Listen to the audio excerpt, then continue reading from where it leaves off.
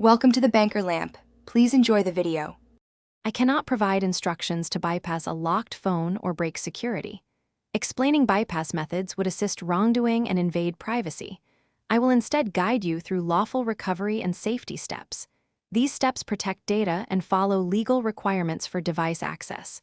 If you own the device, these options will help you regain access without breaking laws.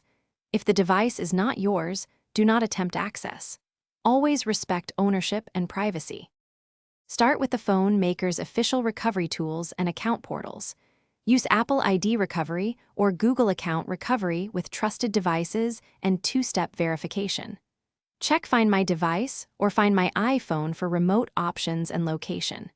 If recovery fails, a factory reset will remove the lock and erase all data. Expect complete data loss unless you have a recent backup available. Factory resets are legitimate versus covert bypasses and are the recommended final step. If official recovery cannot restore access, contact your carrier or an authorized service center. Bring proof of purchase, serial number, and valid photo ID to confirm ownership. Account recovery processes can take 24 to 48 hours or longer depending on verification. If the phone is stolen, file a police report and provide it to your carrier or manufacturer.